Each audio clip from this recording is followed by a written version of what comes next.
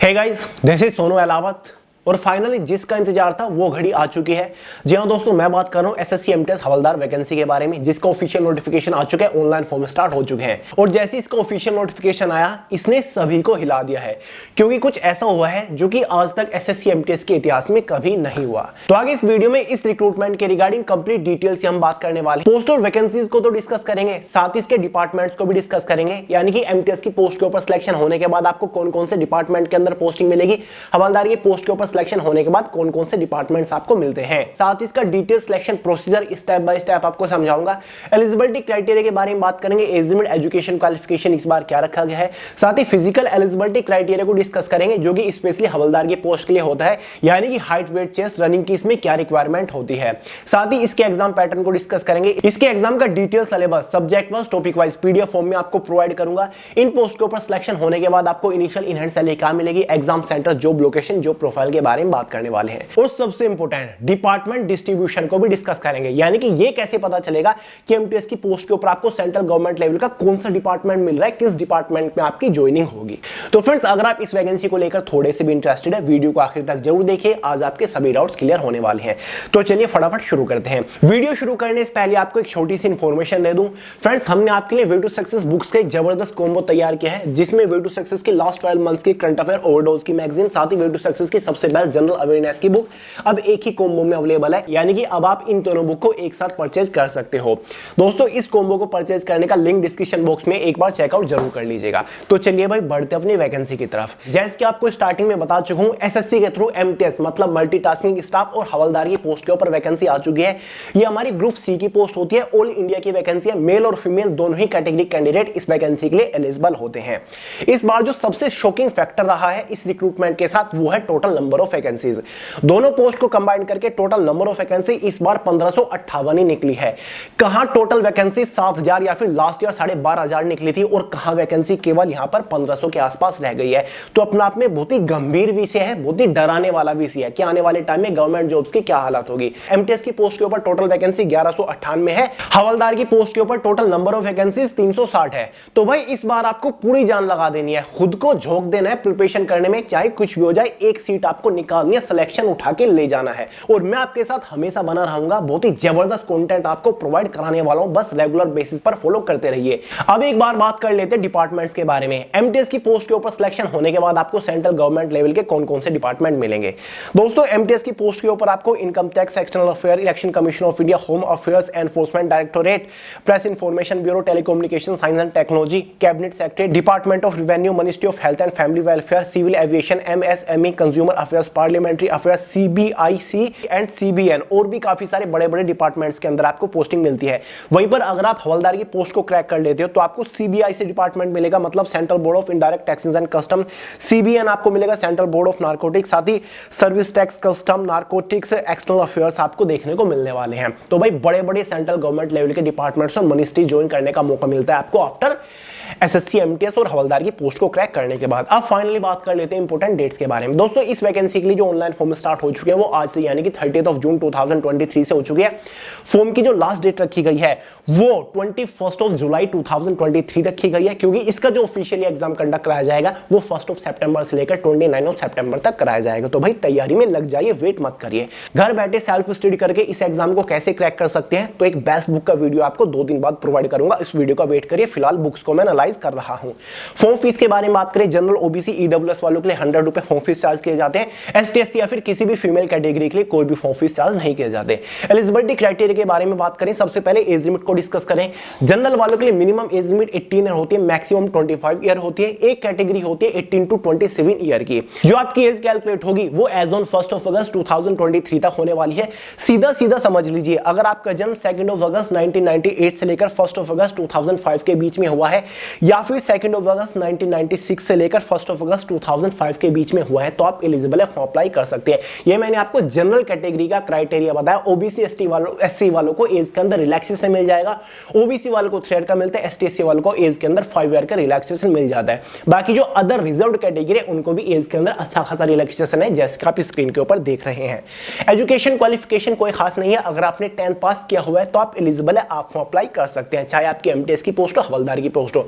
दोनों पोस्ट के लिए एक ही फॉर्म आपको अप्लाई करना होता है, बस आपको पोस्ट प्रेफरेंस देनी होती है। फॉर्म अप्लाई करते टाइम आपके पास एक ऑप्शन रहेगा कि मैं अपनी फर्स्ट प्रेफरेंस एमटीएस को दे रहा हूं, सेकंड प्रेफरेंस हवलदार को दे रहा हूं, बल्कि पोस्टिंग लोकेशन की प्रेफरेंस देने का भी ऑप्शन आपके पास होता है कि मैं अपनी फर्स्ट प्रेफरेंस एमटीएस मुंबई को दे रहा हूं, सेकंड प्रेफरेंस हवलदार लखनऊ को दे रहा हूं, थर्ड प्रेफरेंस हवलदार अहमदाबाद को दे रहा हूं, फोर्थ प्रेफरेंस पुणे एमटीएस को दे रहा हूं।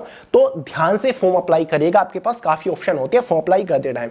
अब फाइनली बात करते हैं सिलेक्शन प्रोसीजर के बारे में, यानी कि जब आप इस वैकेंसी के लिए फॉर्म अप्लाई कर दोगे तो फाइनल सिलेक्शन लेने तक आपको किस किस स्टेज से होकर गुजरना पड़ेगा। बेसिकली फ्रेंड्स, इसका कंप्लीट सिलेक्शन प्रोसीजर है। एमटीएस की पोस्ट के लिए केवल एक स्टेज के ऊपर टिका हुआ है, हवलदार की पोस्ट के लिए 2 स्टेज के ऊपर टिका हुआ है। एमटीएस की पोस्ट में केवल आपका एक एग्जाम कंडक्ट कराया जाएगा, हवलदार की पोस्ट के ऊपर आपका एग्जाम और साथ ही फिजिकल टेस्ट भी कंडक्ट कराया जाएगा। तो चलिए 1 बाय 1 एक एक स्टेज के बारे में बात करते हैं। एग्जाम जो आपका होगा 1 सितंबर से स्टार्ट होने वाला है। वेरियस शिफ्ट में अलग अलग दिन पर आपका एग्जाम कंडक्ट कराया जाएगा। एग्जाम आपका 2 सेशंस में कंडक्ट कराया जाता है, सेशन फर्स्ट, सेशन सेकंड, लेकिन दोनों ही सेशन आपके एक ही दिन कंडक्ट कराए जाएंगे। सेशन फर्स्ट में आपके 2 सब्जेक्ट होते हैं, जिसमें आपका एक सब्जेक्ट न्यूमेरिकल और मैथमेटिकल एबिलिटी होता है। इससे टोटल 20 क्वेश्चन आते हैं। यहां पर एक क्वेश्चन के लिए आपको 3 नंबर दिए जाते हैं, इसलिए ये सेक्शन आपका 60 मार्क्स का हो जाता है। दूसरा सब्जेक्ट सेशन फर्स्ट में आपका reasoning ability and problem solving होता है, इससे भी 20 क्वेश्चन आएंगे और ये भी सेक्शन आपका 60 नंबर का हो जाएगा। 45 मिनट सेशन फर्स्ट को सोल्व करने के लिए दिया जाएगा, यानी कि ये दोनों सब्जेक्ट आपको 45 मिनट के अंदर सोल्व करनी है। और सस्पेंस ये है कि सेशन फर्स्ट यानी कि इन दोनों सब्जेक्ट में कोई भी नेगेटिव मार्किंग नहीं रखी गई है और सेशन फर्स्ट केवल क्वालिफाइंग नेचर है, मतलब इन दोनों सब्जेक्ट के जो मार्क्स है वो फाइनल कट ऑफ को इफेक्ट नहीं करेंगे, फाइनल कट ऑफ में ये मार्क्स ऐड नहीं होंगे। इस सेशन को क्वालिफाई करने के लिए जनरल वालों को 30% मार्क्स लाने होंगे, ओबीसी ईडब्ल्यूएस वालों को 25% मार्क्स लाने होंगे, एससी एसटी वालों को केवल 20% मार्क्स लाने होंगे। क्लियर है। बात करते हैं सेशन सेकंड की, जो कि उसी दिन आपका होगा। इसमें भी आपके 2 सब्जेक्ट है, जिसमें जनरल अवेयरनेस है जिससे 25 क्वेश्चन आएंगे। ये सब्जेक्ट आपका 75 मार्क्स का हो जाता है, क्योंकि एक क्वेश्चन के लिए 3 नंबर दिए जा रहे हैं।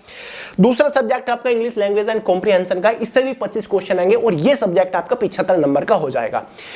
ये दोनों सब्जेक्ट सोल्व करने के लिए आपके पास 45 मिनट रहेंगी, लेकिन यहां पर नेगेटिव मार्किंग है। एक गलत क्वेश्चन पर 1 मार्क काट लिया जाएगा और एक क्वेश्चन कितने मार्क्स का है? 3 मार्क्स का है, तो नेगेटिव मार्किंग को कैलकुलेट कर लीजिएगा। क्लियर है।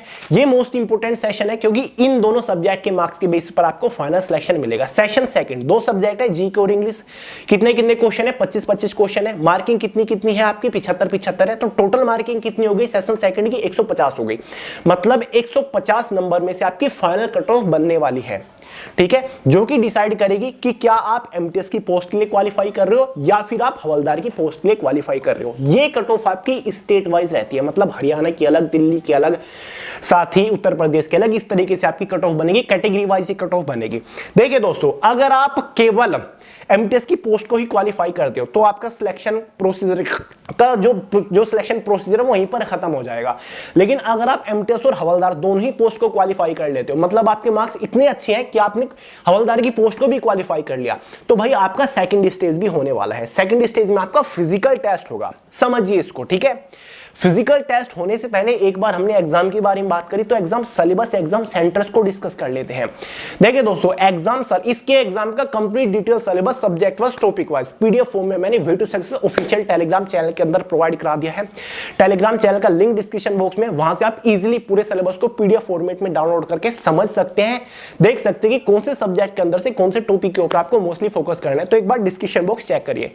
एग्जाम सेंटर का कोई बड़ा इशू नहीं है। जब आप इसको ऑनलाइन फॉर्म अप्लाई कर रहे होंगे, आपके पास ऑप्शन रहेगा जहां पर आप किन्हीं 3 एग्जाम सिटी को अपनी पसंद के अकॉर्डिंग प्रेफरेंस दे सकते हो कि मेरी फर्स्ट प्रेफरेंस दिल्ली है, सेकंड प्रेफरेंस मेरठ है, थर्ड प्रेफरेंस लखनऊ है। इस तरीके से। क्लियर है। अब बात करते हैं सेकंड स्टेज। अगर आप हवलदार की पोस्ट को भी क्वालिफाई कर लेते हो तो आपका सेकंड स्टेज होगा। ये आपका PST physical standard test, measurement test होता है, जिसमें हाइट, चेस्ट, वेट होती है, मेजर होता है। फिजिकल इफिशिएंसी टेस्ट, जिसमें आपकी रनिंग होगी, वॉकिंग होती है, साथ ही डॉक्यूमेंट वेरिफिकेशन भी आपका होगा। तो चलिए, सबसे पहले आपका पीईटी होगा। मेल कैंडिडेट के लिए रनिंग या फिर वॉकिंग कितनी है? मेल कैंडिडेट्स को 1600 मीटर चल के दिखाना होगा, जो कि आपको 15 मिनट के अंदर क्वालिफाई करना है। इजीली कर लोगे बिना प्रैक्टिस के। फीमेल कैंडिडेट्स को दोस्तों 1 किलोमीटर चल के दिखाना होगा, 20 मिनट के अंदर आपको क्वालिफाई करना है। फिजिकल स्टैंडर्ड टेस्ट के बारे में बात करें, मेल कैंडिडेट के लिए जो हाइट है मिनिमम जनरल वालों के लिए वो 157.5 सेंटीमीटर रखी गई है। वहीं पर फीमेल कैंडिडेट के लिए जो मिनिमम हाइट है वो 152 सेंटीमीटर रखी गई है, ठीक है। और मेल कैंडिडेट्स को हाइट में 5 सेंटीमीटर का रिलैक्सेशन है, फीमेल कैंडिडेट्स को 2.5 सेंटीमीटर का हाइट में रिलैक्सेशन है। फीमेल कैंडिडेट्स के लिए वेट मिनिमम 48 केजीज होना जरूरी है। मेल कैंडिडेट का जो वेट होगा वो हाइट के अकॉर्डिंग मेजर किया जाता है।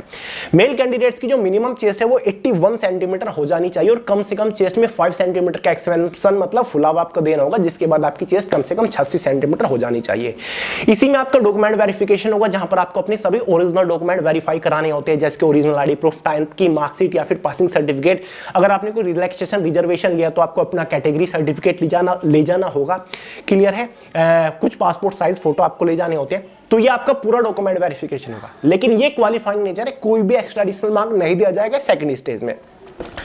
सेकंड स्टेज को क्वालिफाई करने के बाद बारी आती है फाइनल सिलेक्शन की। अब देखें दोस्तों, फाइनल कट ऑफ जो बनेगी ऑब्वियसली सेशन सेकंड एग्जाम के मार्क्स के बेसिस पर बनेगी, मतलब इंग्लिश और जीके के सब्जेक्ट के नंबर के बेसिस पर बनेगी। 150 मार्क्स में से फाइनल कट ऑफ बनेगी। ये आपकी स्टेट वाइज रहेगी, ठीक है। एमटीएस की अलग रहेगी, हवलदार की अलग रहेगी। जिस भी कट ऑफ में आप फिट बैठ रहे हो, कैटेगरी वाइज कट ऑफ रहेगी, जनरल, ओबीसी, एसटी, एससी, ठीक है, फीमेल्स की अलग। जिस भी कैटेगरी की, जिस भी कट ऑफ में आप फिट बैठ रहे हो उसमें आपका सिलेक्शन हो जाएगा। एमटीएस की पोस्ट या फिर हवलदार की पोस्ट, दोनों की कट ऑफ अलग है। हो सकता है कि हवलदार की कट ऑफ हाई जाए, एमटीएस की कम जाए, या फिर एमटीएस की हाई चली जाए और हवलदार की कम जाए, कुछ भी हो सकता है। तो उसके बेसिस पर आपको सिलेक्शन दिया जाएगा। अब ये कैसे डिसाइड होगा कि भैया आपको कौन सा डिपार्टमेंट मिलेगा, ठीक है। आपको इलेक्शन कमीशन ऑफ इंडिया मिलेगा या फिर इनकम टैक्स मिलेगा, कैसे डिसाइड होगा? देखिए भाई, डिपार्टमेंट वाइज आपकी फाइनल कट ऑफ जाएगी, ठीक है। जैसे कि इनकम टैक्स डिपार्टमेंट के अंदर एमटीएस की जनरल कैटेगरी कट ऑफ कुछ और, ओबीसी की अलग, एसटी एससी की अलग। Election commission of India MTS की पोस्ट के ऊपर कट ऑफ आपकी अलग जाएगी। जिस भी कट ऑफ में आप फिट बैठ रहे हो वही डिपार्टमेंट आपको दिया जाएगा फाइनली आपकी प्रेफरेंस के अकॉर्डिंग। अब फाइनली बात करते हैं कि आपकी इनिशियल इन हैंड सैलरी क्या रहेगी। दोस्तों, अगर आपका किसी भी पोस्ट के ऊपर सिलेक्शन होता है तो आपकी initial in hand salary just after selection 31,000 के आसपास रहेगी with all and extra allowances. Clear है? ये आपकी शुरुआती सैलरी है। काम करते रहोगे, टाइम बीतता रहेगा, आपकी सैलरी में अच्छा खासा इंक्रीमेंट होता रहेगा हर साल। क्लियर है? तो फाइनल सैलरी काफी अच्छी हो जाएगी। जॉब लोकेशन के बारे में बात करें तो ये सबसे प्यारा पॉइंट है। जॉब लोकेशन आपकी प्रेफरेंस के बेसिस पर डिपेंड करती है। जब आप ऑनलाइन फॉर्म अप्लाई करोगे वहां पर आपसे प्रेफरेंस मांगी जाती है कि आप फर्स्ट प्रेफरेंस किसको दे रहे हो। अहमदाबाद एमटीएस दे रहा हूं, सेकंड प्रेफरेंस लखनऊ एमटीएस दे रहा हूं, थर्ड प्रेफरेंस मुंबई अपना मेरठ को दे रहा हूं या फिर पुणे को दे रहा हूं, इस तरीके से, ठीक है। तो आपकी जॉब लोकेशन आपकी प्रेफरेंस के बेसिस पर मैटर करती है। क्लियर है? जितने अच्छे मार्क्स आपके प्रेफरेंस के बेसिस पर, उतना अच्छा डिपार्टमेंट, उतनी अच्छी पोस्ट और उतनी ही अच्छी जॉब लोकेशन। समझ गए? जॉब प्रोफाइल के बारे में बात करें, ये आपको पता ही है, एमटीएस मल्टीटास्किंग स्टाफ की पोस्ट है, तो आपको मल्टीटास्किंग स्टाफ का काम करना होता है। ये हमारी नॉन मिनिस्ट्रियल पोस्ट होती है। ऑफिस सेक्शन के अंदर आपको अलग अलग तरीके के काम करने होते हैं, जैसे कि फाइलिंग का, फैक्सिंग का काम हो गया, ईमेलिंग वगैरह का काम हो गया, या फिर डेटा मैनेजमेंट का काम आपको हो गया। कभी कभी कंप्यूटर का बेसिक काम भी आपको करना होता है, ठीक है। एक तरीके से जो स्टाफ है ऑफिस सेक्शन के अंदर उसको आप असिस्ट करते हो।